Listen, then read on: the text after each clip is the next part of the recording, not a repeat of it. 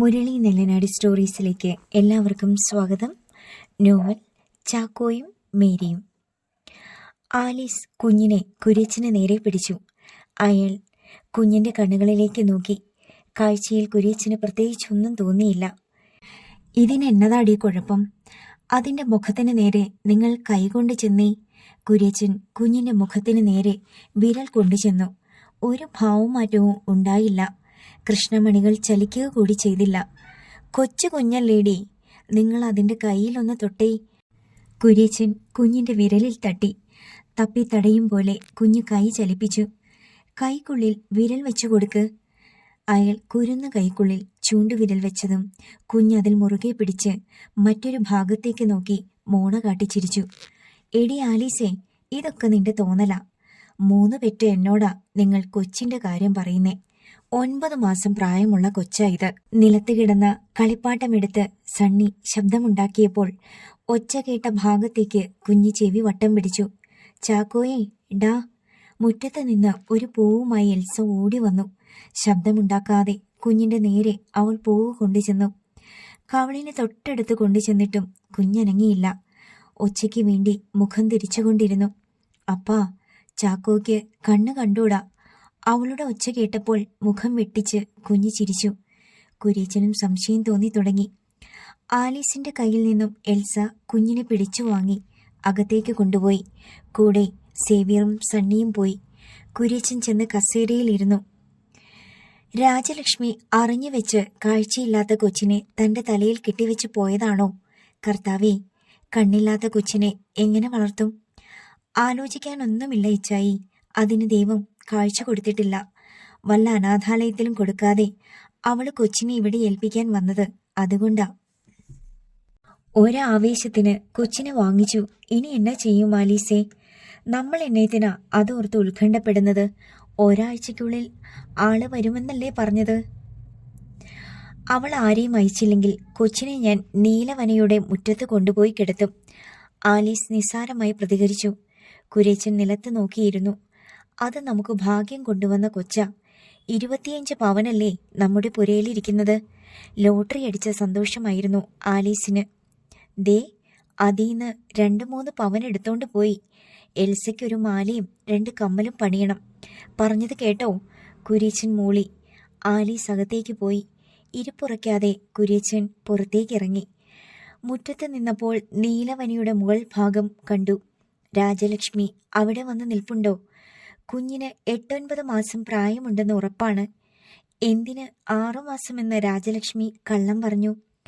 ഇക്കാലത്തിനിടയിൽ കുഞ്ഞിന് കാഴ്ചശക്തിയില്ലാത്ത കാര്യം അവൾ തിരിച്ചറിയാതിരിക്കുമോ? എന്നാ ചെയ്യും കർത്താവേ ഞാൻ? ഒരാഴ്ച കഴിഞ്ഞാൽ കുഞ്ഞിനെ കൊണ്ടുപോകുമെന്ന് ആലീസ് വിശ്വസിക്കുന്നു. രാജലക്ഷ്മി അതിന് തയ്യാറായില്ലെങ്കിൽ പരിഹാരവും അവൾ കണ്ടു കഴിഞ്ഞു. കൊച്ചിനെ നീലവനയിലെത്തിച്ചാൽ വലിയൊരു ഭൂകമ്പം തന്നെ സംഭവിക്കും. രാജലക്ഷ്മി വിവരമറിയും. മോഹിച്ച ശരീരം അടിയറ വെച്ചിട്ടും കുര്യച്ചൻ ചതിച്ചെന്ന് അവൾക്ക് മനസ്സിലാകും. വെറുതെയല്ല അവൾ തന്നെയും കൊണ്ട് കാവൽ മാടത്തിൽ കയറിയത്. നീലവനയിലേക്ക് ഒന്ന് പോകണമെന്ന് കുര്യച്ചന് തോന്നി. കല്യാണ തലേനാൾ ചന്ദ്രസേനൻ ക്ഷണിച്ചതാണ്. അയാൾ ഇറങ്ങി നടന്നു. കാവൽ മാടത്തിനടുത്തെത്തിയപ്പോൾ കുര്യച്ചൻ നിന്നു. പറുദീസയാണ് കുര്യച്ചൻ എന്നും ആ കാവൽ മാടം. ശരീരം ചൂടുപിടിച്ചു തുടങ്ങിയത് അയാൾ അറിഞ്ഞു. രാജലക്ഷ്മിയുടെ മതിപ്പിക്കുന്ന ഗന്ധം നാസികയിലേക്ക് അരിച്ചു കയറാൻ തുടങ്ങി. മലയിറങ്ങി അയാൾ 5 മുക്കിലെത്തിയപ്പോൾ മോനായുടെ ചായക്കടിയുടെ മുന്നിൽ കിടന്ന ബെഞ്ചിൽ പപ്പനും ജോസുകുട്ടിയും ഇരിപ്പുണ്ട്. എങ്ങോട്ടാ കുര്യച്ച? നീലവനയിലേക്ക്. പോരുന്നോ? വന്നേക്കാം. 3 പേരും റോഡിലൂടെ പോകാതെ കുറുക്കുവഴി പിടിച്ച് മല കയറി. നീലവനയുടെ മുറ്റം മുഴുവനും പന്തൽ ഉയർന്നു കഴിഞ്ഞു. കലപില കൂട്ടി ഓടി നടക്കുന്ന കുട്ടികൾ. ബന്ധുക്കളെല്ലാം എത്തിക്കഴിഞ്ഞിരുന്നു. പന്തലിൽ ആരോടോ സംസാരിച്ചു നിന്ന രാജലക്ഷ്മിയുടെ മൂത്ത സഹോദരൻ ചന്ദ്രസേനൻ കുര്യച്ചനെ കണ്ട് അടുത്തേക്ക് വന്നു. അവർ ഒരേ പ്രായക്കാരാണ്. നല്ലയാളാ കുര്യച്ചൻ. രാവിലെ പോരണമെന്ന് പറഞ്ഞതല്ലേ? കുര്യച്ചൻ ചിരിച്ചതേയുള്ളൂ. എടാ പപ്പ, അന്യരെ പോലെ നിൽക്കാതെ നീ ജോസുകുട്ടിയെ വിളിച്ച് കലവറയിലോട്ടൊന്ന് ചെല്ല്. നിങ്ങളെല്ലാം കൂടി ചേർന്നല്ലേ എൻ്റെ പെങ്ങളുടെ കല്യാണം നടത്തി തരേണ്ടത്. പപ്പനും ജോസുകുട്ടിയും ഉഷാറായി പിന്നിലേക്ക് പോയി. കുര്യച്ചൻ്റെ തോളിൽ ചന്ദ്രസേനൻ കൈവച്ചു. അവൾ ഇന്നലെ രാത്രി കുറേ വൈകിയ വന്നത്. മാങ്ങാത്തൊട്ടിൽ വെച്ച് വണ്ടി ചെളിയിൽ പുതഞ്ഞു. സഹായിക്കാൻ ആരാ ഉള്ളത്? അവളുടെ കൂട്ടുകാരി കൂടി കാറിലുണ്ടായിരുന്നു. മഴയത്തിറങ്ങി തള്ളിയ വണ്ടി റോഡിൽ കയറ്റിയത്. പനി പിടിക്കാതിരുന്നാൽ കൊള്ളാം. കയറി വരുമ്പോൾ ദേഹം മുഴുവനും ചെളിയായിരുന്നു. വണ്ടി ഓടിച്ച കൂട്ടുകാരി മാത്രം നനഞ്ഞില്ല. രാജകുഞ്ഞിനെ കണ്ടിട്ട് കാലം കുറേയായി. ഇവിടെ വരുമ്പോഴൊക്കെ കുര്യച്ചനെ അവൾ അന്വേഷിക്കാറുണ്ട്. സ്കൂൾ ക്ലാസ്സിൽ അവളെ കൊണ്ടു നടന്നത് താനല്ലേ? ചന്ദ്രസേനൻ ചിരിച്ചു. ഒന്ന് കാണാൻ പറ്റുമോ? അതിനെന്താ, കുര്യച്ചൻ കയറി വാ. സിറ്റ് ഔട്ട് കഴിഞ്ഞ് ഹാളിലേക്ക് ചന്ദ്രസേനൻ കുര്യച്ചനെ കൂട്ടിക്കൊണ്ടുപോയി. അവിടെ നിറയെ ആളുകളാണ്. രാജി, ചന്ദ്രസേനൻ ഉറക്കെ വിളിച്ചു. വിശാലമായ സ്റ്റെയർ കേസ് ഇറങ്ങി രാജലക്ഷ്മി താഴേക്ക് വരുന്നത് വിസ്മയത്തോടെ കുര്യച്ചൻ നോക്കി നിന്നു. തലമുടി ഭംഗിയായി കെട്ടിവെച്ചിട്ടുണ്ട്. സാരിയാണ് വേഷം. കൈകളിലും കഴുത്തിലും ആഭരണങ്ങൾ. പകൽ വെളിച്ചത്തിൽ രാജലക്ഷ്മിയുടെ മോഹന രൂപം കാണുകയായിരുന്നു കുര്യച്ചൻ. ഇന്നലെ രാത്രി കുറുകിക്കൊണ്ട് തൻ്റെ നെഞ്ചിൽ പടർന്നു കയറിയവൾ. ഇതാര്? കുര്യച്ചനോ? നിറഞ്ഞ ചിരിയോടെ രാജലക്ഷ്മി അരികിലേക്ക് വന്നു. കുര്യച്ചന് അമ്പരപ്പാണുണ്ടായത്. ഒരു ഭാവപകർച്ചയും അവളുടെ മുഖത്തില്ല. കുര്യച്ചനെ കണ്ടിട്ട് എത്ര കാലമായി? എന്നാ ജോലിയാ കുര്യച്ചൻ ചെയ്യുന്നത്? ജിജ്ഞാസയോടെ അവൾ ചോദിച്ചു. അങ്ങനൊന്നുമില്ല, കിട്ടുന്ന പണികളൊക്കെ ചെയ്യും. അവളുടെ മുഖത്തായിരുന്നു അയാളുടെ നോട്ടം. പല ഉരി ചുംബിച്ച കവിളുകൾ. അധരങ്ങൾക്ക് രക്തച്ചവിയാണ്. എത്ര മക്കളാ കുര്യച്ചന്? 3 കുട്ടികളാ. കുര്യച്ചൻ്റെ ഭാര്യ എന്നാ ചെയ്യുന്നു? അവൾ പണിക്കൊന്നും പോകുന്നില്ല. കുടുംബമായിട്ട് കുര്യച്ചൻ നാളെ കല്യാണത്തിന് വരണം. ഏട്ടൻ്റെ സ്ഥാനത്താണ് ഞാൻ കുര്യച്ചനെ കാണുന്നത്. എല്ലാവരും കേൾക്കാനെന്നോണം രാജലക്ഷ്മി പറഞ്ഞു. കുര്യച്ചൻ്റെ ഉള്ളു പിടഞ്ഞു. ഇവൾ ഒരു സാധാരണ പെണ്ണല്ല. എന്നാൽ ഞാൻ മുകളിലേട്ട് ചെല്ലട്ടെ? അവൾ ചിരിച്ചു. കുര്യച്ചൻ തലയാട്ടി. അവൾ കയറിപ്പോകുന്നത് നോക്കി കുര്യച്ചൻ നിന്നു. ഇപ്പോൾ അവൾ ആകാശത്തോളം ഉയരെയാണ്. ചന്ദ്രസേനൻ പുറത്തേക്ക് പോയിരുന്നു. അയാൾക്ക് മുഖം കൊടുക്കാതെ അയാൾ നീലവനയിൽ നിന്നിറങ്ങി. കുര്യച്ചൻ നേരെ പോയത് കോട്ടപ്പടി സുരേന്ദ്രൻ്റെ ചാരായ ഷാപ്പിലേക്കായിരുന്നു. ഉച്ച കഴിഞ്ഞ സമയമായതിനാൽ വലിയ തിരക്കൊന്നുമില്ലായിരുന്നു. ഒരു ഗ്ലാസും ഒരു കുപ്പി പട്ടച്ചാരായവും കോട്ടപ്പടി കൊണ്ടുവന്ന് കുര്യച്ചൻ്റെ മുന്നിൽ വെച്ചു. കല്യാണ വീട്ടിൽ കയറിയില്ലേ? അവിടെന്നാ വരുന്നേ. ഒരു പ്ലേറ്റിൽ 4 താറാവ് മുട്ട തോട് കളഞ്ഞത് കോട്ടപ്പടി കൊണ്ടുവച്ചു. അതിനു മീതെ കുരുമുളക് പൊടി കുടഞ്ഞിട്ടു. നാടടക്കി ക്ഷണിച്ചുള്ള കല്യാണമല്ലേ? മന്ത്രിമാരൊക്കെ വരുമെന്നാ കേൾക്കുന്നത്.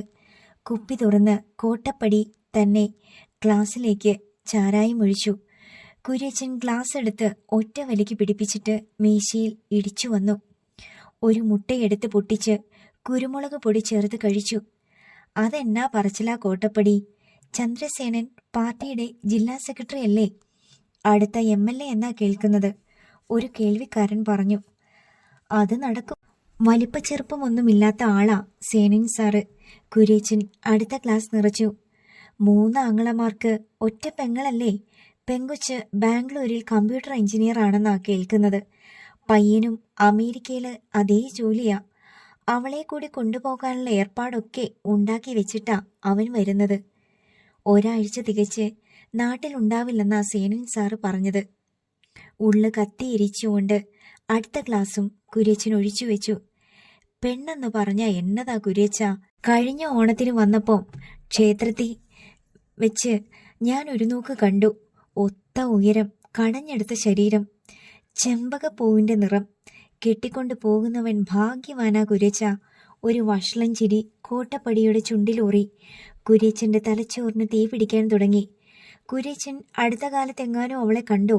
ഇല്ല കോട്ടപ്പടി. കുര്യച്ചൻ ഒറ്റ വലിക്ക് ഗ്ലാസ് കാലിയാക്കി വെച്ചു. ഒരു മുട്ട മുഴുവനും അകത്താക്കി. കല്യാണത്തിന് കാണാം. കാണാൻ എന്നാ ഇരിക്കുക? അവൾ നീലവനയിലെ രാജമല്ലിയല്ലേ?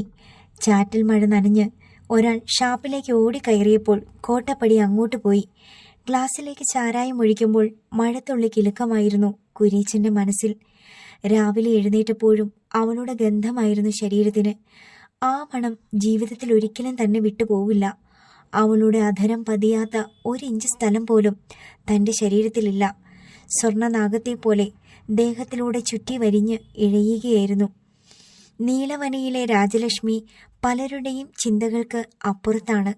പുരുഷനെ മയക്കുന്ന മായാമോഹിനി. നാളെ മറ്റൊരു പുരുഷന്റെ ജീവിതത്തിലേക്ക് പരിശുദ്ധി ചമഞ്ഞ് കടന്നു ചെല്ലേണ്ടവളാണ്. ആ വിഡ്ഢി അറിയുന്നില്ല താൻ മൂന്നാമത്തെ പുരുഷനാണെന്ന്. കുര്യച്ചന് പുച്ഛം തോന്നി. പ്രണയിച്ചവന്റെ കുഞ്ഞിന് ജന്മം നൽകി ആ കുഞ്ഞിനൊരു പിതാവിനെ കണ്ടെത്താനായി ഒരു കാലത്ത് മോഹിച്ചവന് ഒരു രാത്രി സമ്മാനിച്ചു. എല്ലാത്തിൽ നിന്നും സ്വാതന്ത്ര്യം നേടി അവൾ താലി കെട്ടാൻ പോകുന്നവന്റെ കൂടെ രാജ്യം വിടുന്നു. പക്ഷേ കുര്യച്ചൻ അനുഭവിച്ച സ്വർഗീയ ആനന്ദം എന്തിനേക്കാളും മേലെയാണ്. അയാൾ കുപ്പിയിൽ അവശേഷിച്ച ചാരായവും ഗ്ലാസ്സിലേക്ക് കമഴ്ത്തി. അവൾക്ക് നന്നായിട്ടറിയാം കുഞ്ഞിന് കാഴ്ചശക്തിയില്ലെന്ന്. അനാഥാലയത്തിൽ ഉപേക്ഷിച്ച് കളയാതിരിക്കാനും കാരണം മറ്റൊന്നല്ല. 25 പവന്റെ പകിട്ടിൽ ആലീസ് ഇപ്പോൾ ആഹ്ലാദവതിയാണ്. അവൾ അറിയുന്നില്ല കുഞ്ഞിനെ കൊണ്ടുപോകാൻ ആരും വരില്ലെന്ന്. നീലവനയിലേക്ക് ആ കുഞ്ഞുമായി ചെന്നാൽ കുര്യച്ചനും കുടുംബവും ഭൂമിയിൽ ഉണ്ടാവില്ല. വഞ്ചകിയാണ് രാജലക്ഷ്മി. നാളെ എന്തെങ്കിലും പ്രശ്നമുണ്ടായാൽ അവൾ ഈ രാജ്യത്ത് പോലും ഉണ്ടാവില്ല. എങ്ങനെ വിഷയം പരിഹരിക്കണമെന്ന് ചന്ദ്രസേനറിയാം. അവൾ വിരിച്ച വലയിൽ താൻ പെട്ടുപോയി. കുഞ്ഞ് നീലവനയിലെ രാജലക്ഷ്മിയുടേതാണെന്ന് പറഞ്ഞാൽ ആര് വിശ്വസിക്കും? അവളുടെ പേരുച്ചരിക്കാനുള്ള ശക്തി പോലും തനിക്കില്ല. കോട്ടപ്പടി ഒരു കുപ്പി കൂടി കുര്യച്ചന്റെ മുന്നിൽ കൊണ്ടുവച്ചു. കൊച്ചിനെയും കൊണ്ട് സ്ഥലം വിടുകയല്ലാതെ ഇനി ഒരു വഴിയും മുന്നിലില്ല. പുൽപ്പായയിൽ കിടത്തിയ കുഞ്ഞ് നിമിഷ നേരം കൊണ്ട് കമിഴ്ന്ന് നീന്താൻ തുടങ്ങി. കുഞ്ഞിന്റെ പിന്നാലെ സേവിയറും സണ്ണിയും ഉണ്ടായിരുന്നു. എടാ ചാക്കോയേ, സണ്ണി പിന്നാലെ നടന്നു വിളിച്ചു. കുഞ്ഞ് നീന്തി കട്ടിലിന്റെ അടുത്തെത്തിയപ്പോൾ സേവിയർ കാലുകൊണ്ട് കുഞ്ഞിനെ മറച്ചിട്ടു. തലയടിച്ച് വീണെങ്കിലും കുഞ്ഞ് കരഞ്ഞില്ല. മലർന്നു കിടന്ന് അവൻ കാത് വട്ടം പിടിച്ചു. എണീക്കട ചാക്കോയേ, സണ്ണി പറഞ്ഞു. ശബ്ദം കേട്ട ഭാഗത്തേക്ക് കുഞ്ഞ് നോക്കി. പിന്നെ കമിഴ്ന്ന് തല പൊക്കി. ഒരു പ്ലേറ്റിൽ ചോറും തൈരും കുഴച്ചുകൊണ്ട് എൽസമ്മ അങ്ങോട്ട് വന്നു. വാട ചാക്കോയെ, പാപ്പം തിന്നാം. എൽസയുടെ ശബ്ദം കേട്ടതും കുഞ്ഞു വട്ടം കറങ്ങി അവളുടെ നേരെ വന്നു. വായുവിലേക്ക് തല പൊക്കി അവൻ മോണ കാട്ടി ചിരിച്ചു. വാട ചാക്കോ. എൽസ താഴെയിരുന്നു. കുഞ്ഞിനെ എടുത്ത് മടിയിൽ വെച്ചു. ചുരുങ്ങിയ സമയം കൊണ്ട് അവളോട് അവനൊരു ഇഷ്ടം തോന്നിയിരുന്നു. ചോറ് കുഴച്ച് അവൾ അവൻ്റെ വായിൽ വെച്ചു കൊടുത്തു. തിന്നു. കുഞ്ഞത് തുപ്പിക്കളഞ്ഞു. നിനക്ക് വിശക്കുന്നില്ലേടാ? ആലീസ് വാതിൽക്കൽ വന്നു. ചോറ് കഴിച്ച് ശീലിച്ചിട്ടില്ലായിരിക്കും. എന്നാ കൊടുത്ത് ഇതിൻ്റെ ജീവൻ പിടിച്ചു നിർത്തും? ആലീസ് പരിതപിച്ചു. എൽസ വീണ്ടും ചോറ് കൊണ്ടുചെന്ന് ചുണ്ടിൽ തൊട്ടപ്പോൾ അവൻ തല തിരിച്ചു കളഞ്ഞു. അവളുടെ കയ്യിൽ നിന്ന് നിലത്തേക്ക് ഊർന്നിറങ്ങി. ആ സമയത്തിനുള്ളിൽ എൽസയുടെ കയ്യിലിരുന്ന പ്ലേറ്റ് സണ്ണി തട്ടിയെടുത്തു. നിമിഷ നേരം കൊണ്ട് പ്ലേറ്റിലുണ്ടായിരുന്ന ചോറ് അവൻ അകത്താക്കി. ഒരാഴ്ച എങ്ങനെ തള്ളി നീക്കുമെന്ന് ഒരു നിശ്ചയവുമില്ല. നിലത്ത് കിടന്ന് എഴിയുന്ന കുഞ്ഞിനെ നോക്കി ആലീസ് പറഞ്ഞു. ഒരാഴ്ച കഴിഞ്ഞാൽ ഇതിനെ ആരേലും വന്ന് കൊണ്ടുപോവോ അമ്മച്ചി? സേവ്യർ ചോദിച്ചു. ചാക്കോയെ, നമുക്ക് കൊടുക്കണ്ട അമ്മച്ചി. എന്നാ ഭംഗിയെ അവനെ കാണാൻ. ഒന്ന് പോവെണ്ണേ. കണ്ണു കാണാത്ത ഈ കൊച്ചിനെ വളർത്തിയിട്ട് എന്നാ ചെയ്യാനാ? ആരാ അമ്മച്ചി ചാക്കോയെ ഉപേക്ഷിച്ച് കളഞ്ഞത്? എൽസ സങ്കടപ്പെട്ടു. അവളിപ്പോ അണിഞ്ഞൊരുങ്ങി നിൽപ്പുണ്ടാവും നാളത്തെ ചടങ്ങിന്. അമ്പമ്പോ, എങ്ങനെ മനസ്സു വന്നു. ഭയങ്കരി. ആലീസ് അടുക്കളയിലേക്ക് പോയി. എച്ചിൽ കൈ കഴുകാനായി എൽസ പോയി. കുഞ്ഞിന് അഭിമുഖം വന്ന് കുനിഞ്ഞ് നിക്കറിന് താഴെ കാൽമുട്ടിൽ കുത്തി നിന്നു. സണ്ണി നീട്ടി വിളിച്ചു. ഡാ ചാക്കോയേ. മുകളിലേക്ക് മലർന്നു നോക്കി മോണ കാട്ടി കുഞ്ഞ് ചിരിച്ചു. സണ്ണി ഊരിപ്പോയി നിക്കറിന്റെ പിടിവിട്ട് കുഞ്ഞിന്റെ തലയ്ക്ക് മുകളിലൂടെ പിന്നിലേക്ക് ചാടി. ചാക്കോയേ. പമ്പരം പോലെ കുഞ്ഞ് ശബ്ദം കേട്ട ഭാഗത്തേക്ക് തിരിഞ്ഞു. അവിടേക്ക് അവൻ കൈയിട്ട് നിലത്തടിച്ച് നീന്താൻ തുടങ്ങി. സണ്ണി മാറിക്കളഞ്ഞു. എങ്ങോട്ടാണ് പോകുന്നതെന്നറിയാതെ കട്ടിലിന്റെ അടിയിലേക്ക് അവൻ നീന്തിപ്പോയി. ചുവരിൽ ചെന്ന് തലയിടിക്കും സേവിച്ച, സണ്ണി വിളിച്ചു പറഞ്ഞു. ചാക്കുകെട്ടിന് മുകളിൽ കയറിയിരുന്ന സേവ്യർ ചാടിയിറങ്ങി. മാളത്തിലേക്ക് കയറിപ്പോയ പാമ്പിനെ വാലിൽ തൂക്കി പിടിച്ചെടുക്കും പോലെ സേവ്യർ കുഞ്ഞിന്റെ 2 കാലിലും പിടിച്ച് പുറത്തേക്ക് വലിച്ചുവിട്ടു. സിമിന്റിട്ട പരുക്കൻ നിലത്തിലൂടെ നെഞ്ചുരസി കുഞ്ഞ് ചാക്കുകെട്ടിൽ ചെന്ന് തട്ടി മലർന്നു വീണു. വേദനയെടുത്ത് അവൻ കരയാൻ തുടങ്ങി. എൽസ ഓടി വന്നു. അയ്യോ, എന്നതാടാ ചാക്കോ? സേവിച്ചൻ വലിച്ചെറിഞ്ഞതാ, സണ്ണി പറഞ്ഞു. ദുഷ്ടൻ. അവൾ കുഞ്ഞിനെ നിലത്ത് നിന്നെടുത്തു. കരയില്ലേടാ, വാവൂ വാവൂ. അവൾ താരാട്ട് പാടി. കുഞ്ഞിന്റെ കരച്ചിൽ കേട്ട് ആലീസ് ഓടി വന്നു. എന്നതാ? ഈ ദുഷ്ടൻ ചാക്കോയെ എടുത്തെറിഞ്ഞു അമ്മച്ചി. ദേ കണ്ടോ, നെഞ്ചിലെ തൊലി ഉരിഞ്ഞു. ആ പൊട്ടക്കണ്ണൻ കട്ടിലിനടിയിൽ ചെന്ന് കേറിയിട്ടാ അമ്മച്ചി. നീ അതിന്റെ കരച്ചിലടക്കു പെണ്ണേ. ആകാശവാണി ത്രേസ്യ ഈ വഴിക്കെങ്ങാനും വന്ന നാട്ടിൽ പാട്ടാവും. എൽസ കുഞ്ഞിനെ തോളിലിട്ട് തട്ടി. കരയല്ലേ, പാവും. നോവാതെ ചാക്കോ കരയത്തില്ല. കുഞ്ഞിന്റെ കരച്ചിൽ കേട്ടാണ് കുര്യച്ചൻ കയറി വന്നത്. എന്നതാ മക്കളെ? എൽസ വിവരങ്ങൾ പറഞ്ഞു. സേവ്യർ റിബലിനെ പോലെ നിന്നു. കുര്യച്ചൻ കുഞ്ഞിനെ വാങ്ങി ചുമലിൽ കിടത്തി കൈകൊണ്ട് തട്ടിയപ്പോൾ കരച്ചിൽ നിന്നു. ചുണ്ടുകൾ കാതിൽ വെച്ച് രാജലക്ഷ്മി പറഞ്ഞ വാക്കുകൾ അയാൾ ഓർത്തു. എനിക്കും കുര്യച്ചനും പിറന്ന കുഞ്ഞായി ഇതിനെ വളർത്തണം. വഞ്ചകി തന്നെ അവൾ. വീണ്ടും ഒരു കുഞ്ഞ് അവളുടെ വയറ്റിൽ കുരുത്തിട്ടില്ലെന്ന് എങ്ങനെ വിശ്വസിക്കും? അത് അമേരിക്കക്കാരൻ്റെ തലയിൽ കെട്ടിവെക്കും. വേദന മറന്നതോടെ കുഞ്ഞ് തല പൊക്കി നോക്കി. ആരെങ്കിലും മുന്നിലുണ്ടോ എന്നറിയാൻ കാതു വട്ടം പിടിച്ചു. ചാക്കോയേ, കരച്ചിൽ പോയോടാ? എൽസിയുടെ സ്വരം കേട്ടതും അവൻ അങ്ങോട്ട് ചാഞ്ഞു. അവൾ കുഞ്ഞിനെ വാങ്ങി. അത് ചോറോ വെള്ളമോ ഒന്നും കഴിക്കുന്നില്ല. അതിനെന്നാ കൊടുത്താ വളർത്തിയതെന്ന് നമ്മൾ എങ്ങനെ അറിയാനാ? ആലീസ് പറഞ്ഞു. ബിസ്ക്കറ്റും പാലും കൊടുത്താ അവൻ കഴിക്കൂ അപ്പാ. കുര്യച്ചൻ സേവിയറുടെ നേരെ തിരിഞ്ഞു. നീ മോനായുടെ കടയിൽ പോയി ഒരു ഗ്ലാസ് പാലും 2 കവർ ബിസ്ക്കറ്റും മേടിച്ചോണ്ട് വാ. ഞാൻ മിഠായി മേടിക്കും. പ്രതിഫലം ആവശ്യപ്പെട്ടു. ഇവിടെ ഒരു കുഞ്ഞുള്ള കാര്യം പുറത്താരോടും പറഞ്ഞേക്കരുത്. ആരെങ്കിലും അറിഞ്ഞാൽ ഞാൻ പറഞ്ഞത് ഓർമ്മയുണ്ടല്ലോ. നിന്റെ അപ്പനെ പിടിക്കാൻ പോലീസ് വരും. അയയിൽ നിന്നൊരു ഷർട്ടും എടുത്ത് അവൻ ഇറങ്ങിപ്പോയി. കുര്യച്ചൻ വരാന്തയിൽ വന്നിരുന്നു. 2-3 മാസം മുമ്പ് നെടുങ്കണ്ടത്ത് 2 കടമുറിയോട് ചേർന്ന വീടും കുറച്ച് ഭൂമിയും വിൽക്കാൻ കിടക്കുന്ന കാര്യം ബ്രോക്കർ ദാവീദ് പറഞ്ഞത് കുര്യച്ചൻ ഓർത്തു. കയ്യിലുള്ള പൊന്നു വിറ്റാൽ അത് വാങ്ങാനുള്ള പണം തികയും. എങ്ങനെ ഈ വിവരം ആലീസിനോട് പറയും? 4 മണിയോടെ കുര്യച്ചൻ നെടുങ്കണ്ടത്തിന് പോയി. തേടി പിടിച്ച് ദാവീദിനെ കണ്ടു. വീടും പറമ്പും വിറ്റുപോയിട്ടില്ല. പ്രതീക്ഷിച്ചതിനേക്കാൾ 10,000 രൂപ കൂടുതൽ കൊടുക്കേണ്ടി വരും. 2 ദിവസത്തിനുള്ളിൽ വരാമെന്ന് പറഞ്ഞിട്ട് കുര്യച്ചൻ തിരിച്ചു പോന്നു.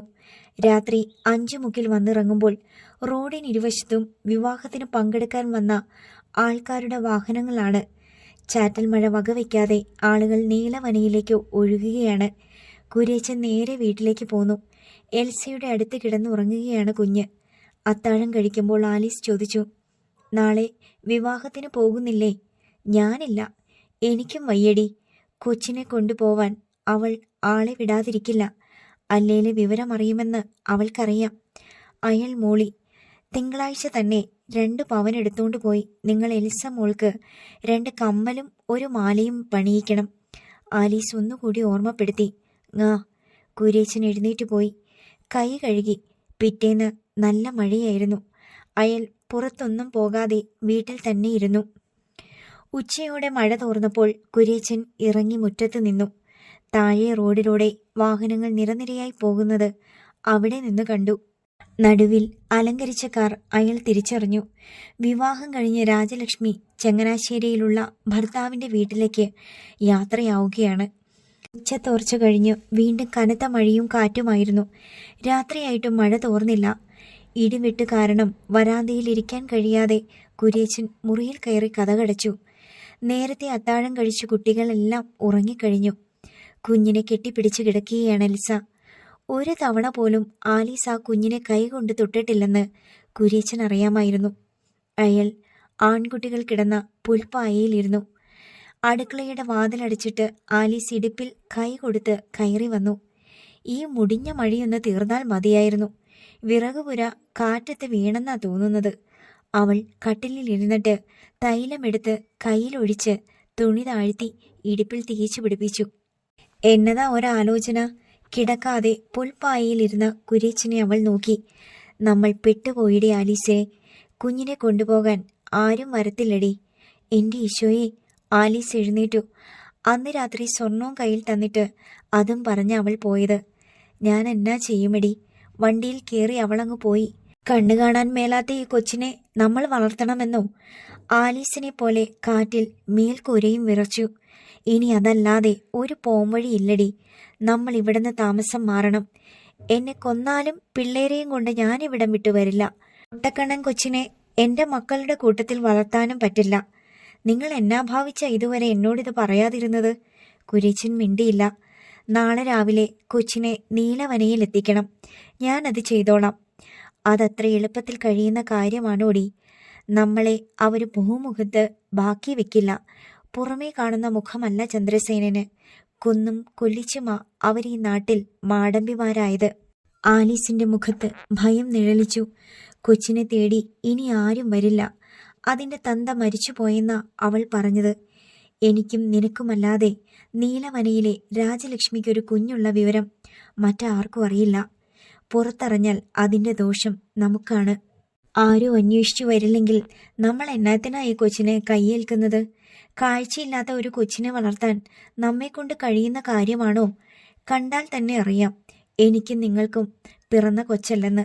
ഒരു രാജകുമാരനെ പോലെ ആ കൊച്ച്. അവൾ അയാളുടെ അടുത്തേക്ക് വന്നു. നാളെ നേരം പുലരുമ്പോൾ ഈ കൊച്ച് ഈ വീട്ടിലുണ്ടാവാൻ പാടില്ല. എൻ്റെ കൊക്കിന് ജീവനുണ്ടെങ്കിൽ ഞാൻ സമ്മതിക്കത്തില്ല. ഇന്ന് രാത്രി തന്നെ കൊച്ചിനെ ഇച്ചായൻ എവിടെയെങ്കിലും കൊണ്ടുപോയി ഉപേക്ഷിക്കണം. കുര്യച്ചൻ ഞെട്ടലോടെ അവളെ നോക്കി. ഞാൻ പറയുന്നത് ഇച്ചായൻ കേട്ടേ പറ്റൂ. ഇച്ചായൻ ഇത് കേട്ടില്ലെങ്കിൽ മാതാവാണീ സത്യം. പിള്ളേരെയും കൊണ്ട് വാകത്താനത്തേക്ക് ഞാൻ പോകും. കുര്യച്ചൻ എഴുന്നേറ്റു. എവിടെ കൊണ്ടു ചെന്നാണടി കൊച്ചിനെ ഉപേക്ഷിക്കുന്നത്? നടുക്കം വിടാതെ അയാൾ ചോദിച്ചു. ചെമ്മണ്ണൂർ പള്ളിയുടെ വരാന്തിയിൽ കൊണ്ടുപോയി കിടത്തിയിട്ട് മടി പിടിച്ചടിക്ക്. അച്ഛനും കപ്പിയാരും പുറത്തു വരുന്നതിനു മുമ്പ് ഇച്ചായൻ ഓടിപ്പോന്നാ മതി. അച്ഛൻ കൊച്ചിനെ അനാഥാലയത്തിന് കൈമാറും. അതാണ് ശരിയെന്ന് കുര്യച്ചന് തോന്നി. ഒരിക്കൽ രാജലക്ഷ്മി ചോദിച്ച് വരാനിടയായാൽ സത്യം പറയാം. അതിന് തെളിവുമുണ്ട്. കിലോമീറ്ററുകൾ താണ്ടണം ചെമ്മണ്ണൂർ പള്ളിയിലെത്താൻ. പക്ഷേ പോകാതിരിക്കാനാവില്ല. പെരുമഴയിലും കാറ്റിലും റോഡിൽ ആരും ഉണ്ടാവില്ല. ആലീസ് കട്ടിലിൻ്റെ അടിയിൽ കിടന്ന മഴക്കോട്ടെടുത്ത് കുടഞ്ഞിട്ട് അയാൾക്ക് കൊടുത്തു. കുര്യച്ചൻ അത് വാങ്ങി ധരിച്ചു. എൽസയുടെ അടുത്ത് കിടന്ന കൊച്ചിനെ എടുത്ത് ആലീസ് അയാളുടെ കയ്യിൽ കൊടുത്തു. കുര്യച്ചൻ കുഞ്ഞിനെ തോളിൽ കിടത്തി ടവൽ കൊണ്ട് ആലീസ് പുതപ്പിച്ചു കൊടുത്തു. കുഞ്ഞിനെ അകത്താക്കി കുര്യച്ചൻ മഴക്കോട്ട് പുറമേ പിടിച്ചിട്ടു. മഴക്കോട്ടിൻ്റെ വള്ളികൾ പിടിച്ച് ആലീസ് കൂട്ടിക്കെട്ടി. ഇതാ ടോർച്ച്. അയാൾ വലത് കൈയിൽ ടോർച്ച് വാങ്ങി. ആലീസ് വാതിൽ തുറന്നു.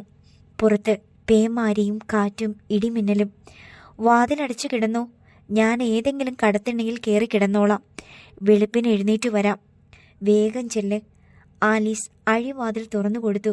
കുഞ്ഞിനെയും കൊണ്ട് കുര്യച്ചൻ കോരിച്ചൊരിയുന്ന പെരുമഴയിലേക്ക് ഇറങ്ങി നടന്നു. ആ ഇളം പൈതൽ ഒന്നും അറിയാതെ കുര്യച്ചൻ്റെ നെഞ്ചിലെ ചൂടിയിട്ടുറങ്ങി. മണിതൂക്കാൻ മേടിൽ നിന്ന് കുര്യച്ചൻ റോഡിലെത്തിയപ്പോൾ മഴയുടെ തീവ്രത കുറഞ്ഞിരുന്നു. ചാറ്റൽ മഴയും മിന്നലും മാത്രം. വെളിച്ചം കുറഞ്ഞ ടോർച്ച് കുര്യച്ചൻ മഴക്കോട്ടിൻ്റെ പോക്കറ്റിലേക്കിട്ടു. അയാൾ റോഡിൽ തളം കെട്ടി കിടന്ന മഴവെള്ളം ചവിട്ടി തെറിപ്പിച്ച് വേഗത്തിൽ മുന്നോട്ട് നടന്നു. സുഖസുഷുപ്തിയിലായിരുന്നു കുഞ്ഞ്. കുര്യച്ചൻ്റെ മനസ്സിൽ ഒരു ലക്ഷ്യം മാത്രമേ ഉണ്ടായിരുന്നുള്ളൂ: ചെമ്മണ്ണൂർ പള്ളി. രാജലക്ഷ്മി ഫസ്റ്റ് നൈറ്റ് ആഘോഷിക്കുകയാണെന്ന് അയാൾ ഓർത്ത് നടന്നു. കന്യകയായി അവൾ അയാൾക്ക് മുന്നിൽ അഭിനയിക്കും. റോഡിൽ ഒരു വാഹനം പോലും ഇല്ലായിരുന്നു.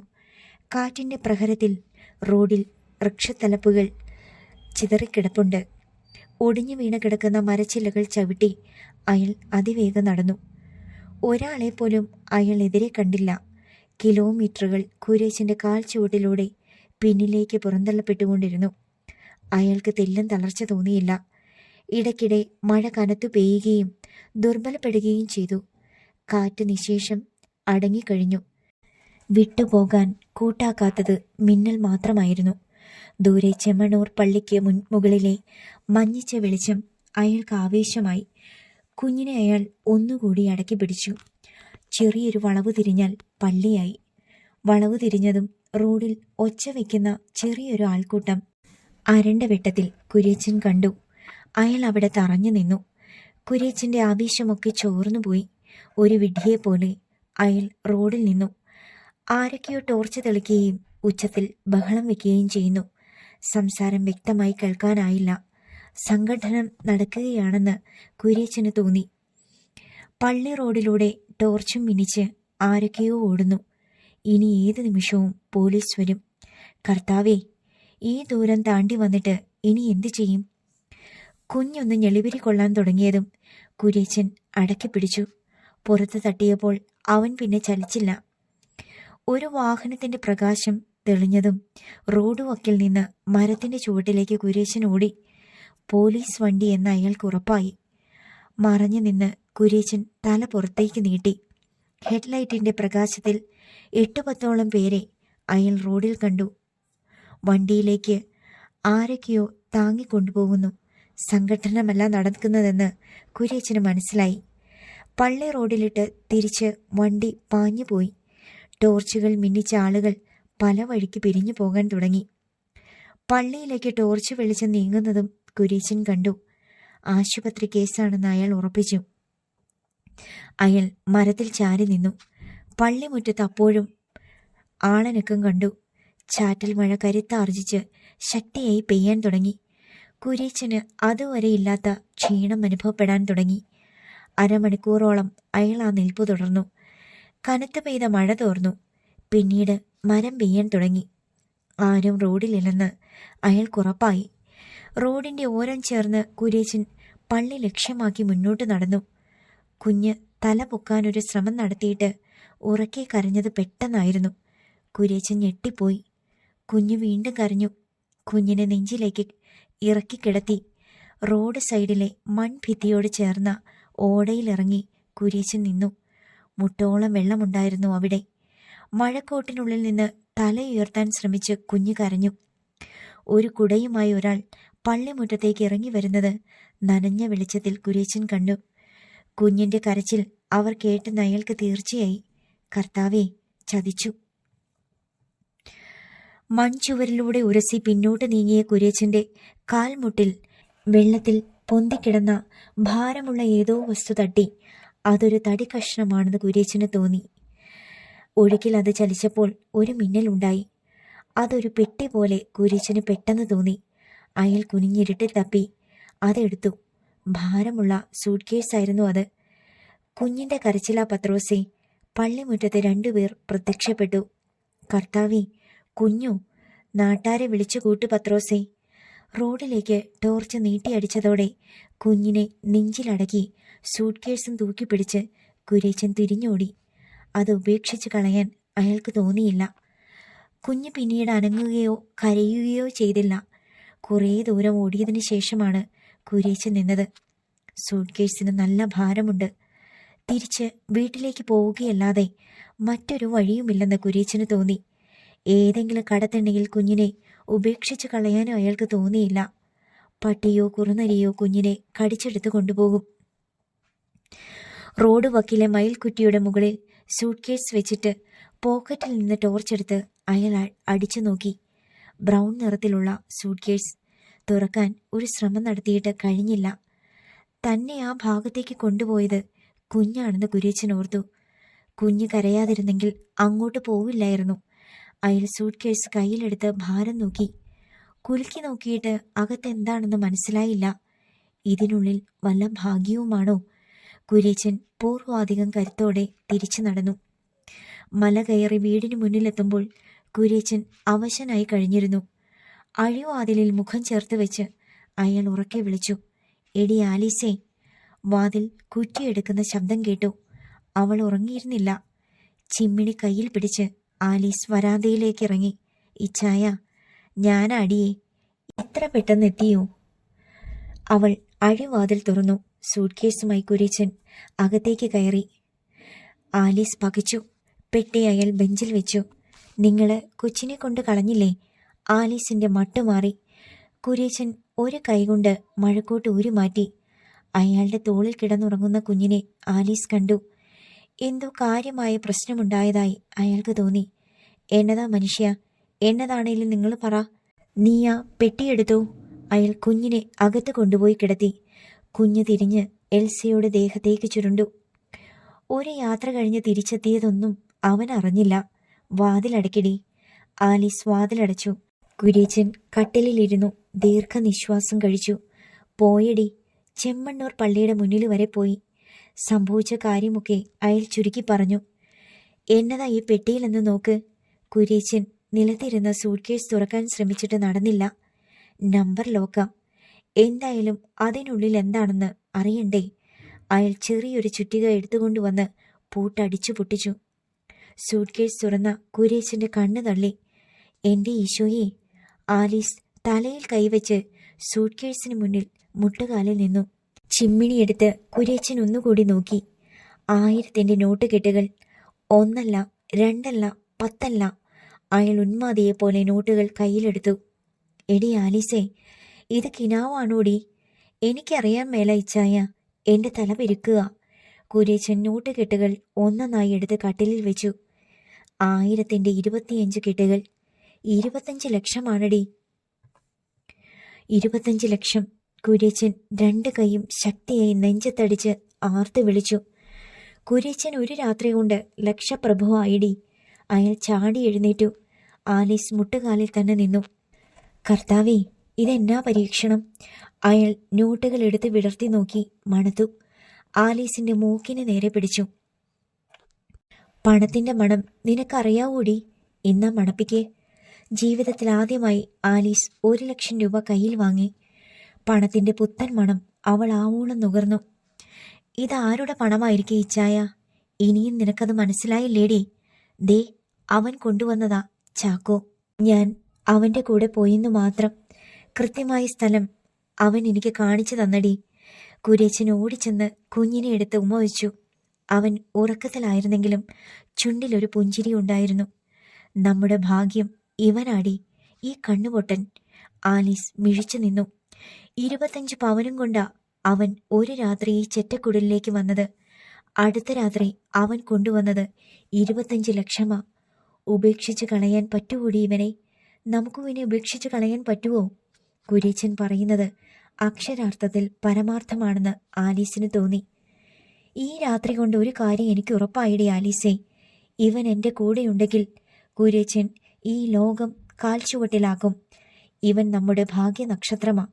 ഒരു കാലത്ത് ഞാനിവനെ കൈവിട്ട് കളയില്ല. നിനക്ക് നോക്കാൻ വയ്യെങ്കിൽ ഇവന്റെ കാര്യം നോക്കാൻ ഞാനൊരു ജോലിക്കാരിയെ വെക്കും. കുര്യച്ചൻ ഇനി ആരാടി? കുര്യച്ചൻ മുതലാളിയല്ലേ? നീ ആരാ? ഔദയിൽ കുര്യച്ചൻ മുതലാളിയുടെ ഭാര്യ. കുഞ്ഞിനെ അയാൾ കട്ടിലിൽ കൊണ്ടുപോയി കിടത്തി. ഈ കൊച്ച് ഏതാന്ന് ചോദിച്ചാൽ നാട്ടുകാരോട് നമ്മൾ എന്നാ പറയും? കുര്യച്ചൻ ചിറി കൂട്ടി. ഏത് നാട്ടുകാര്? അതിന് നമ്മൾ ഇവിടെ താമസിച്ചിട്ട് വേണ്ടേ? നമ്മൾ മലയിറങ്ങുമടി. എന്നിട്ട് കോട്ടയത്തിന് പോകും. അവിടുന്ന് കുര്യച്ചൻ തുടങ്ങുമടി. അവൻ കണ്ണുപൊട്ടനായി കൂടെയുണ്ടെങ്കിൽ കുര്യച്ചനെ തളർത്താൻ ആർക്കും കഴിയില്ലടി. അയാൾ ഒരു പ്ലാസ്റ്റിക് കവറെടുത്ത് നോട്ട് കെട്ടുകൾ അതിനുള്ളിലാക്കി. അത് പഴയൊരു ബാഗിലാക്കി നിലത്ത് വെച്ചിട്ട് കുരുമുളക് ചാക്ക് എടുത്ത് മുകളിൽ വെച്ചു. എന്നിട്ട് പുൽപ്പായയിൽ ഇരുന്നിട്ട് അവളെ നോക്കി. നല്ല സ്വപ്നം കണ്ട് കിടന്നോടി ആലീസേ. അയാൾ പുൽപ്പായയിൽ മലർന്നു കിടന്നു. ഉറങ്ങാൻ കഴിയില്ലെന്ന് കുര്യച്ചൻ അറിയാമായിരുന്നു. കട്ടിലിലേക്ക് പോകാതെ ആലീസ് പുൽപ്പായയിൽ ഇരുന്നു. കുര്യച്ചൻ മനസ്സിൽ ഊറിച്ചിരിച്ചു. വെളുക്കാൻ ഇനിയും സമയമുണ്ട് ചായ. വിളക്ക് കൈകൊണ്ട് അണച്ചിട്ട് അവൾ കുര്യച്ചൻ്റെ നെഞ്ചിലേക്ക് പടർന്നു. രാവിലെ കുര്യച്ചൻ സൂട്ട്കേസ് പിന്നാമ്പുറത്ത് കൊണ്ടിട്ട് മണ്ണെണ്ണ ഒഴിച്ച് തീയിട്ടു. അവിടേക്ക് വന്ന കുട്ടികളെ അയാൾ ഓടിച്ചു. പണമിരിക്കുന്ന കാര്യം ആലീസിനെ ഓർമ്മപ്പെടുത്തിയിട്ട് കുര്യച്ചൻ ഡ്രസ് ചെയ്തു വീട്ടിൽ നിന്നിറങ്ങി. കോട്ടയത്ത് പോയി ഇളയപ്പൻ്റെ മോനെ കാണുകയാണ് ലക്ഷ്യം. രാത്രിയിലെ കാറ്റിൽ കാവൽപുര നിലം പൊത്തിക്കിടക്കുന്നത് അയാൾ കണ്ടു. അയാളുടെ ഉടലാകെ ഒരു തരിപ്പുണ്ടായി. രാജലക്ഷ്മി 3ാമത്തെ പുരുഷനെയും അറിഞ്ഞിട്ടുണ്ടെന്ന് കുര്യച്ചൻ ഓർത്തു. ഭയങ്കര തന്നെ അവൾ. അയാൾ 5 മുക്കിലെത്തിയപ്പോൾ ഒരു ജീപ്പിലേക്ക് ആളുകൾ തള്ളിക്കയറുന്നത് കണ്ടു. കുര്യച്ചൻ വരുന്നേൽ കയറിക്കോ, പപ്പൻ വിളിച്ചു പറഞ്ഞു. നിങ്ങൾ എവിടേക്കാ? ചെമ്മണ്ണൂർ പള്ളിക്ക് മുമ്പിൽ രാത്രിയിൽ ഒരു കാറപകടം ഉണ്ടായി. വണ്ടി കീഴാൻ തൂക്കായി അടുത്ത പറമ്പിൽ കിടക്കുക. ഞങ്ങൾ അങ്ങോട്ടേ പോവുക. കാണേണ്ട കാഴ്ചയാ കുര്യച്ച. എന്നിട്ട് ആരേലും മരിച്ചോ? കുര്യച്ചൻ അറിയേണ്ടത് അതായിരുന്നു. കാറിൽ എത്ര പേരുണ്ടായിരുന്നെന്ന് നിശ്ചയമില്ല. ആശുപത്രിയിലേക്ക് പോകും വഴി 2 പേർ മരിച്ചു. ഇന്നാട്ടുകാരൊന്നുമല്ല. വരുന്നേൽ കയറിക്കോ. നിങ്ങൾ പോയേച്ചുവാ. എനിക്ക് കോട്ടയം വരെ പോകണം. ഇളയപ്പൻ സുഖമില്ലാതെ കിടക്കുക. ജീപ്പ് ഇളകിപ്പോയി. കാറിൽ നിന്ന് തെറിച്ചു വീണതാണ് സൂട്ട്കേസ് എന്ന് കുര്യച്ചന് മനസ്സിലായി. ആരാ എന്നതാ എന്നൊന്നും അറിഞ്ഞിട്ട് കാര്യമില്ല. ചാക്കോ വഴി കാണിച്ചു. താൻ അവിടെ ചെന്ന് അത് കൈപ്പറ്റി. മരിച്ചവർ കർത്താവിങ്കൽ ലയിച്ചു. രാജാക്കാടിനുള്ള ബസ്സിൽ കുര്യച്ചൻ കയറി. കോട്ടയത്ത് സംക്രാന്തിയിലാണ് കുര്യച്ചന്റെ ഇളയപ്പൻ ഏലിയസിന്റെ വീട്. ഒരു മകനാണ് എലിയാസിന്. തിരുനക്കര പൂക്കട നടത്തുന്ന ജെയിംസ് കുട്ടി. 3 കൊല്ലം മുമ്പ് ജെയിംസിന്റെ വിവാഹത്തിൽ പങ്കുകൊള്ളാൻ പോയതല്ലാതെ അങ്ങോട്ടും ഇങ്ങോട്ടും വരവ് പോക്കൊന്നുമില്ല. ഉച്ച കഴിഞ്ഞ് കുര്യച്ചൻ തിരുനക്കര എത്തുമ്പോൾ ജെയിംസ് കുട്ടി പൂക്കടയിലുണ്ട്. സഹായത്തിനൊരു പയ്യനുമുണ്ട്. കർത്താവേ, ആരാ ഇത്? ചേട്ടായിയോ? ചിരിച്ചുകൊണ്ട് പിച്ചിപ്പൂമാല കെട്ടിക്കൊണ്ടിരുന്ന ജെയിംസ് കുട്ടി എഴുന്നേറ്റു. 30 വയസ്സ് വരും ജെയിംസ് കുട്ടിക്ക്. ഇരുനിറമാണ്. വെണ്മയുള്ള പല്ലുകൾ കാണിച്ചുള്ള ചിരിയാണ് ജെയിംസ് കുട്ടിയുടെ സവിശേഷത. കേറി വാ ചേട്ടായി. അവനൊരു പലക ഉയർത്തിക്കൊടുത്തു. കുര്യച്ചൻ അകത്ത് കയറി കസേരയിലിരുന്നു. ബിസിനസ്സൊക്കെ എങ്ങനെ പോകുന്നുണ്ടടാ? മഴ പിടിച്ചപ്പോൾ കുറച്ചിട്ടല്ല. ചേട്ടായി എന്തിനാ കോട്ടയത്തിന് വന്നത്? കുരുമുളക് വിൽക്കാൻ വന്നതാണോ? നിന്നെ ഒന്ന് കാണാൻ തന്നെയാടാ. ആ മലയിൽ കിടന്ന ഞാനും എൻ്റെ പിള്ളാരും രക്ഷപിടിക്കത്തില്ല. ആലീസിനാണെങ്കിൽ മല കയറാനും ഇറങ്ങാനും മേല. എൽസ മോളെയും സ്കൂളിൽ ചേർത്തു. എത്ര കിലോമീറ്റർ പോണമെന്നോ സ്കൂളിലെത്താൻ? പിന്നെ എന്നാ പറയാനാടാ, ഇളയ കൊച്ചിന് കാഴ്ചയേയില്ല. അവൻ എന്നാ പറ്റി? സണ്ണി എന്നല്ലേ അവൻ്റെ പേര്? ഞാൻ പറയുന്നത് 4ാമത്തെ കൊച്ചിൻ്റെ കാര്യ. ജെയിംസ് കുട്ടി അത്ഭുതത്തോടെ കുര്യച്ചനെ നോക്കി. ചേട്ടത്തി പിന്നെയും പെറ്റോ? ആ, അങ്ങനെയും സംഭവിച്ചടാ. കൊച്ചിന് 7-8 മാസമായി. ആൺകൊച്ച. അതിന് നല്ല കാഴ്ചശക്തിയില്ല. 3-ൽ നിർത്തിക്കൂടായിരുന്നോ ചേട്ടായിക്ക്? അതൊക്കെ കർത്താവല്ലേടാ തീരുമാനിക്കുന്നത്. ഇങ്ങനൊരു സങ്കടം കാണാൻ വിധിയുണ്ടെങ്കിൽ അനുഭവിച്ചല്ലേ പറ്റൂ. കുര്യച്ചൻ വിഷയത്തിലേക്ക് വന്നു. കോട്ടയത്തോട്ട് മാറിയാൽ കൊള്ളാമെന്നുണ്ട് എനിക്ക്. കച്ചവടം നടത്തി മിച്ചം പിടിച്ച കുറച്ച് കാശ് സ്വരുക്കൂട്ടി വെച്ചിട്ടുണ്ട്. വീടിനും പറമ്പിനും ഇപ്പോൾ ഒരു നോട്ടക്കാരുണ്ട്. ഇവിടെ എവിടെയെങ്കിലും കുറച്ച് ഭൂമിയും ഒരു വീടും വാങ്ങണം. കച്ചവടവും തുടങ്ങണം. അതിനാ നിന്നെ കാണാൻ വന്നത്. ജെയിംസ് കുട്ടി ചിരിച്ചു. വളരെ സന്തോഷം. ചേട്ടായിയുടെ കയ്യിൽ നല്ല സമ്പാദ്യം ഉണ്ടെന്ന് എനിക്ക് മനസ്സിലായി. 5 പൈസ വിട്ട് കളയുന്ന പാർട്ടിയല്ല. അങ്ങനെയൊന്നുമില്ലടാ. പുര വിറ്റ് കിട്ടിയ അതും ചേർത്തൊരു നല്ല തുക കയ്യിൽ വരും. അതും വെച്ചുകൊണ്ടാണോ ചേട്ടായി ആ മലയിൽ കിടക്കുന്നത്? ഇങ്ങു പോരെ, വീടും പറമ്പും ഞാൻ വാങ്ങിത്തരാം. സംക്രാന്തിന്ന് 2.5 കിലോമീറ്റർ ഉള്ളിലായി ഒരു വീട് കിടപ്പുണ്ട്.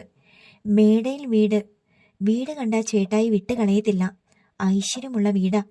അവിടെ കയറിയിട്ടാ പോൾസൺ മുതലാളി രക്ഷപ്പെട്ടത്. ആരും മോഹിച്ചു പോകുന്ന വീടാ. കുര്യച്ചന്റെ ഉള്ളിൽ ത്രസിച്ചു. ചാക്കോയുടെ കുഞ്ഞുമുഖം മനസ്സിൽ തെളിഞ്ഞു. ശശാങ്കന ബ്രോക്കർ. വീട് കച്ചവടമായോന്ന് ഞാനൊന്ന് വിളിച്ചു ചോദിക്കാം. ഇന്നലെ ഒരു കൂട്ടര് വന്നിട്ട് പോയതാ. നീ വിളിക്കടാ ജെയിംസ് കുട്ടി. എനിക്ക് വിധിച്ചിട്ടുള്ളതാണെങ്കിൽ അത് കച്ചവടമായിട്ടുണ്ടാവില്ല. ശുഭാപ്തി വിശ്വാസത്തോടെ കുര്യച്ചൻ പറഞ്ഞു. ജെയിംസ് കുട്ടി അടുത്ത ടെലിഫോൺ ബൂത്തിലേക്ക് പോയി. 10 മിനിറ്റ് കഴിഞ്ഞപ്പോൾ അയാൾ മടങ്ങി വന്നു. ചേട്ടായി, വീട് പോയിട്ടില്ല. 1 ലക്ഷത്തിന്റെ തർക്കത്തിലാ കച്ചവടം മുട്ടി നിൽക്കുന്നത്. വീട്ടുടമ അയഞ്ഞു കൊടുക്കാൻ സാധ്യതയുണ്ടെന്ന് ശശാങ്കൻ പറഞ്ഞു. അങ്ങനെയെങ്കിൽ ഇന്ന് സന്ധ്യയ്ക്ക് അഡ്വാൻസ് നടക്കും. എന്നാ പറയുന്നു? കുര്യച്ചൻ എഴുന്നേറ്റു. നമുക്കൊന്ന് പോയി നോക്കിയാലോ? ഞാൻ റെഡി. പയ്യനെ കടയേൽപ്പിച്ചിട്ട് കടയുടെ സൈഡിലിരുന്ന ബൈക്ക് ജെയിംസ് കുട്ടി തള്ളിയിറക്കി. കുര്യച്ചനെ പിന്നിൽ കയറ്റി അയാൾ സംക്രാന്തിയിലേക്ക് തിരിച്ചു. യാത്രക്കിടയിൽ കച്ചവട സാധ്യതകളെക്കുറിച്ച് കുര്യച്ചൻ ചോദിച്ചു. ചേട്ടായി, ഒരു മുറി കടയെടുത്ത് മലഞ്ചരക്ക് വ്യാപാരം ചെയ്താൽ മതി. അവിടത്തെ പോലെ ത്രാസും തൂക്കി റോഡ് വക്കിലിരിക്കേണ്ടവനല്ല ചേട്ടായി.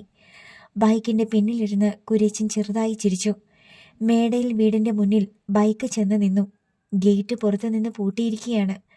കുര്യച്ചൻ അകത്തേക്ക് നോക്കി. ഓടുപാകിയ എടുപ്പുള്ള വീട്. 4-5 വണ്ടികൾക്ക് പാർക്ക് ചെയ്യാനുള്ള സ്ഥലമുണ്ട് മുറ്റത്തിന്. പഴയ ഒരു വെസ്പ സ്കൂട്ടറിൽ ശശാങ്കൻ വന്നിറങ്ങി.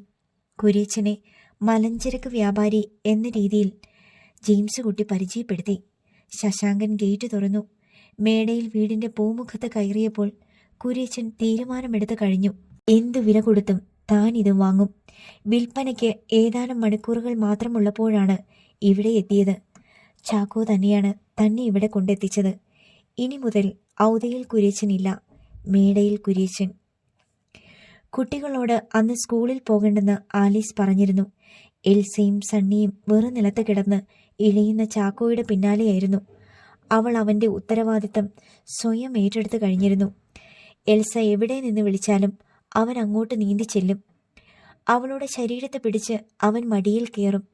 5 വയസ്സുകാരി അവൻ്റെ അമ്മയാവുകയായിരുന്നു. തൻ്റെ എല്ലാം എൽസയാണെന്ന് അവൻ തിരിച്ചറിഞ്ഞു കഴിഞ്ഞിരുന്നു. ആലീസ് അവനെ കൈ കൊണ്ട് തൊടാൻ കൂടി കൂട്ടാക്കിയില്ല.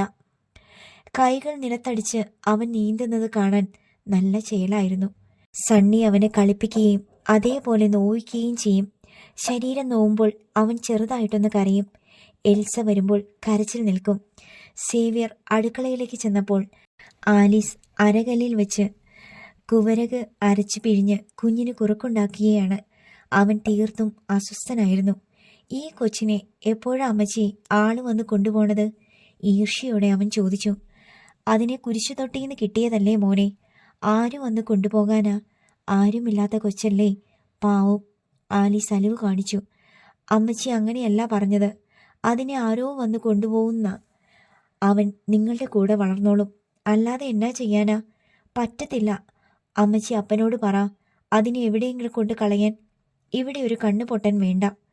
നിന്റെ അപ്പൻ അത് കേൾക്കത്തില്ല എന്ന് പറഞ്ഞാൽ ഒന്നും പറ്റത്തില്ല. അവൻ കട്ടായം പിടിച്ചു. പോടാ മുന്നീന്ന്, അത് നീയാണോ തീരുമാനിക്കുന്നത്? അവൻ ചെറഞ്ഞു നിന്നു. ആലീസിന് ദേഷ്യം വന്നു. നിനക്ക് 7 വയസ്സല്ലേ ആയിട്ടുള്ളൂ. നിന്റെ ഭരണമൊന്നും ഇവിടെ നടക്കുകയില്ല. നിന്റെ അപ്പൻ പറയുന്നത് അനുസരിച്ചോണ്ടാ മതി. അവൻ പുറത്തേക്ക് പോയി. കുഞ്ഞ് കട്ടിലിൽ പിടിച്ചു നിൽക്കുകയാണ്. കൈകൾ കട്ടിലിലടിച്ച് അവൻ ആർത്ത് ചിരിച്ചു. അവൻ വീണാൽ പിടിക്കാൻ തയ്യാറെടുത്ത് എൽസ പിന്നിലുണ്ട്. നടക്കടാ ചാക്കോ, സണ്ണി കൈയടിച്ച് പ്രോത്സാഹിപ്പിച്ചു. അവൻ നടക്കാറായിട്ടില്ലടാ സണ്ണി, പിടിവിടടാ. അവൻ വീഴുന്നത് കണ്ട് സണ്ണിക്ക് ചിരിക്കണം. സണ്ണിയുടെ ഒച്ച കേട്ട ഭാഗത്തേക്ക് നോക്കി ചാക്കോ ചിരിച്ചു. സണ്ണി നടന്ന് കാണിച്ചു. ഇങ്ങനെ നടക്കടാ. ഓ, അവന് കണ്ണു കണ്ടൂടല്ലോ. നടക്കാറാവുമ്പോൾ അവൻ നടക്കും, എൽസ പറഞ്ഞു. കണ്ണു കാണാത്തവൻ എങ്ങനെ നടക്കാനാ? തലയും കുത്തി താഴെ വീഴും. പൊട്ട കണ്ണൻ ചാക്കോ. എല്ലാം കേട്ടുകൊണ്ട് സേവ്യർ കുഞ്ഞിനെ തുറച്ചു നോക്കി നിന്ന് പരിഹസിച്ചു. ചാക്കോയുടെ ഭംഗിയാണ് സേവ്യറിനെ ചൊടിപ്പിച്ചത്. ഈ കൊച്ചിന് കുറുക്ക് കൊടുക്കടി. അടുക്കളയിൽ നിന്ന് ആലീസിന്റെ വിളി വന്നു. എനിക്കും വേണം. സണ്ണി അടുക്കളയിലേക്ക് ഓടി. ഇപ്പം പാപ്പം തരാട്ടോ, പിടിവിടല്ലേടാ, കുഞ്ഞിനോട് പറഞ്ഞിട്ട് എൽസ അടുക്കളയിലേക്ക് പോയി. 2 കൈകൊണ്ട് കട്ടിലിൽ അടിച്ച് ചാക്കോ ചിരിച്ചു. സേവ്യർ കുഞ്ഞിന്റെ അടുത്തേക്ക് ചെന്നു. കുറച്ചു നേരം കുഞ്ഞിനെ തുറച്ചു നോക്കി അവൻ നിന്നു. പിന്നിൽ നിന്ന് തലയ്ക്ക് പിന്നിലൊരു അടി കൊടുത്തു. ചാക്കോ തിരിഞ്ഞു ചുറ്റും നോക്കി. വേദനിച്ചെങ്കിലും അവൻ കരഞ്ഞില്ല. അവന്റെ കുഞ്ഞു കണ്ണുകളിൽ ഭയം നിഴലിച്ചു. പുറം കാല് കയറ്റി സേവ്യർ കുഞ്ഞിന്റെ കാലുകളിൽ ഒരു തട്ട് വെച്ചു കൊടുത്തു. പിടിവിട്ട കുഞ്ഞ് നിലത്തേക്ക് വീണു. മുഖമടിക്കാതെ അവൻ തലയുയർത്തി പിടിച്ച് കമിഴ്ന്നു കിടന്നു. ആരാണ് തന്നെ തള്ളിയിട്ടതെന്നറിയാതെ അവൻ ചെറുതായെന്നു കരഞ്ഞപ്പോൾ വയറിനടിയിൽ കാല് കയറ്റി സേവ്യർ കുഞ്ഞിനെ മലർത്തിയിട്ടു. മലർന്നു വീണപ്പോൾ തലയുടെ പിൻഭാഗം തട്ടി അവൻ കരയാൻ തുടങ്ങി. തൻ്റെ ശത്രുവിനെ ചാക്കോ തിരിച്ചറിഞ്ഞു കഴിഞ്ഞിരുന്നു. സേവ്യർ അവൻ്റെ നെഞ്ചിൽ കാലെടുത്ത് വെച്ച് ചെറുതായെന്ന് അമർത്തി. അയ്യോ, അമ്മച്ചി ഓടിവായോ, സേവ്യർ അച്ഛൻ കൊച്ചിനെ ചവിട്ടിക്കൊല്ലുന്നേ. കുറുക്കുമായി വന്ന് എൽസ നിലവിളിച്ചു. സേവ്യർ കുഞ്ഞിൻ്റെ നെഞ്ചിൽ നിന്ന് കാലെടുത്തു. എൽസയുടെ ഒച്ച കേട്ടതും ചാക്കോ കാതു കൂർപ്പിച്ചു. കൊല്ലല്ലേടെ ദുഷ്ട, അതിനെ ഭാഗ്യമെന്ന നിന്റെ അപ്പൻ കരുതി വെച്ചേക്കണേ. അതിന് എന്നേലും പറ്റിയ എല്ലാത്തിനെയും അത് ഞാൻ കൊല്ലും. ആലീസ് ഓടി വന്നു. അത് ഉരുണ്ടു പോകാതിരിക്കാൻ ഞാൻ തടഞ്ഞു വെച്ചതാ. സേവ്യർ പിന്നോട്ട് മാറി. പോടാ അതിൻ്റെ മുന്നീന്ന്. ചാക്കോ നിമിഷ നേരം കൊണ്ട് കമിഴ്ന്ന് തലപൊക്കി. നീ അതിന് കുറുക്ക് കൊടുക്കടി. എൽസ പാത്രവുമായി നിലത്തിരുന്നു. പുറത്ത് വെളിച്ചം കണ്ടപ്പോൾ ഈറൻ തുണികളും എടുത്ത് ആലീസ് പുറത്തേക്ക് പോയി. പിന്നാലെ സേവ്യറും പോയി. കുഞ്ഞിനെ മടിയിൽ വെച്ച് എൽസ സ്പൂണിൽ കോരി അവന് കുറുക്ക് കൊടുത്തു. അവനത് നുണഞ്ഞിറക്കി. അടുക്കളയിൽ നിന്ന് കൈവിരലുകൾ നക്കി സണ്ണി അവിടേക്ക് വന്നു. കുറച്ച് താടി. അവൻ കൊതിയോടെ കൈ നീട്ടി. ഓടെ ചെക്ക, ഇത് കൊച്ചിനുള്ളതാ. അവൾ ആട്ടിക്കളഞ്ഞു. മടിയിൽ നിന്ന് ചാക്കോ ഊർന്നിറങ്ങിയപ്പോൾ പ്ലേറ്റ് താഴെ വെച്ച് അവൾ അവനെ വലിച്ചു കയറ്റി. മിണ്ടാതിരുന്ന് തിന്നോടാ. ആ സമയം കൊണ്ട് സണ്ണി പ്ലേറ്റ് റാഞ്ചിയെടുത്ത് അടുക്കള വാതിൽ വഴി പുറത്തേക്ക് പാഞ്ഞു. കർത്താവേ, ആ പെരുവയറൻ അതെടുത്തോണ്ട് ഓടി. ഇനി നിനക്കെന്നാ തരും ചാക്കോയെ? അവൾ സങ്കടപ്പെട്ട് കരഞ്ഞു. അവൻ മുഖം ചിരിച്ച് അവളെ നോക്കി നിഷ്കളങ്കമായി ചിരിച്ചു. കൈ ഉയർത്തി അവളുടെ താടിയിൽ പിടിച്ചു. അവൻ്റെ കുഞ്ഞു കൈ പിടിച്ച് ഉമ്മ വെച്ച് അവൾ നിർത്താതെ കരഞ്ഞു. അടുത്ത ഭാഗം നാളെ.